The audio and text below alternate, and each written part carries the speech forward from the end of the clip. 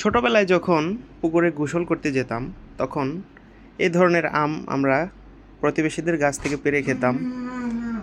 এখন কাতার আসার পরে যে এই ধরনের সৌভাগ্য হবে সেটা কোনোদিনও ভাবতে পারিনি। এই দেখুন বন্ধুরা, কি সুন্দর আম, কাতারের মধ্যে কিন্তু মানে গাছে থেকে পাড়া আম, কি সুন্দর দেখতে। তো জীবনও কল্পনা করিনি যে এইভাবে কাতারে এসেও গাছ থেকে আম পেড়ে খেতে পারবো। সেই ছোটবেলার শৈশবের কথা মনে পড়ে গেল। তো তাই আপনাদের সাথে ভিডিওটি শেয়ার করতেছি। যদি ভালো লাগে লাইক কমেন্ট শেয়ার করবেন। দেখুন বন্ধুরা, অনেকগুলো আম এখানে, বেশ কয়েকটা আম, এই দেখুন।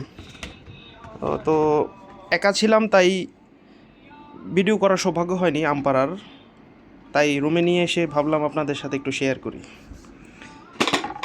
এই যে দেখুন, একটা, দুইটা, তিনটা, চারটা। এটা কিন্তু বন্ধুরা কাঁচমিষ্টি আম, আমরা ছোটোবেলায় বলতাম যে কাঁচমিঠা আম, সেই আম। এটা মানে কাঁচা সময়ও খেতে খুবই মিষ্টি, খুবই ভালো লাগে। এই যে আরও বেশ কয়েকটা আছে, অনেকগুলো। আমরা রুমের বন্ধুরা একটা আম খেলাম কেটে, আর দুটা আম আরেক বন্ধুকে দিলাম। এখন এগুলো আছে, আবার পরে খাবো। সো সবাই ভালো থাকবেন। আসসালামু আলাইকুম। ফেসবুক পেজ আরে ভাই একটা হাই দিয়ে দেন।